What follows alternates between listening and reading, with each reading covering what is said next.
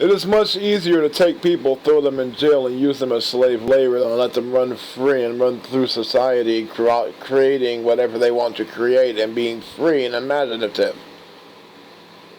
It is much easier to have them locked in prison where you can control them. Currently in 2014 in the United States, it is very easy for a man to be thrown in jail. Too easy.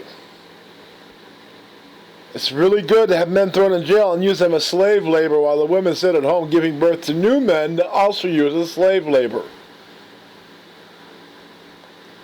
They're encouraging women in the United States to have sex with the bad men who will leave her alone and she'll be a single mother. They are encouraging single motherhood so that the fathers will end up throwing up in jail and used as slave labor. They are already conforming the men from the women, teaching women that it is okay to raise a child independently and away from the father, so they can later on take the fathers and use them as slave labor. It is not very hard to see, my friends. Currently, the United States government is trying to undercut the dollar. He's trying to destroy the dollar. People are getting more hungry because things are costing more. And instead of demanding that they work for the strengthening of the dollar, they want more minimum wage. So basically, here's a bunch of paper, go buy yourself some food, is their logic compared to, here's one piece of paper, let's make it valuable and worth something. Paper is only paper, my friends. It's about how much you have to back up that dollar. There's a lot of days you don't understand that $1 is only worth 75 cents on the market. I live in Europe. The euro right now is at $1.35 a dollar. That means I get $1.35 for each euro I turn in. That means that the euro is stronger than the dollar. You all need to understand this. It's important. The country is easy to fix if you choose to fix it. You must go into the darkness, find the evil, pull it out, expose it, and get rid of it. This is what you have to do. You have to find the evil, expose it to others so that others can back you up in your cause to get rid of the evil. Sticking your head in the ground will not solve anything. It'll just get your body killed while your head's like, ow, that hurt.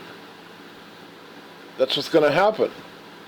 In America, you are sticking your heads in the ground too much right now. With things like Egypt, Israel, Syria, Palestine. Just top of my head things. But also in your own country. You've allowed the car industry to be completely destroyed. That is a big deal.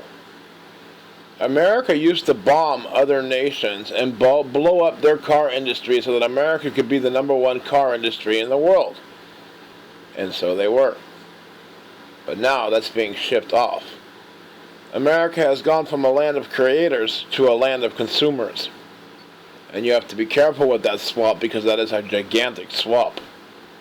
America used to be known for the quality of their craftsmanship. Simple televisions would last a lifetime, refrigerators would last a lifetime, couches would last a long time. But now you're all buying from IKEA. Like I said, Walmart has taken over your towns. There's no more mom and pop shops anywhere. It's all government controlled pretty much and regulated by the globalists and commercialized to death. I don't understand what it's going to take to wake the American people up from this. But what really kind of irritates the hell out of me is that I'm from the 1980s. I'm not the only person born from the 1980s who knew how much different it was than compared to today. How can you sit there knowing how good the 80s were and then go, oh, 2014 sucks, but you don't go back and say, maybe we can push the reset button and start over again? I mean, whether you like it or not, the evolution of the United States died in the 1950s when John F. Kennedy was shot in the head. Because your government was hijacked. It's hijacked, folks. How obvious is this? You got taken over. They started changing laws to harm you instead of laws to help you. Look at the country. You can even see if the world was on a pie chart, and we took America's pie chart, and we went 1910, 20, 1930s, 1940s, 50s, 60s, 70s, 80s, 90s, and we made a graph line, you would see the graph line sink and just plummet right after the moment John F. Kennedy was shot. Something to think about. This was part 2. I'm going to be making part 3 very soon.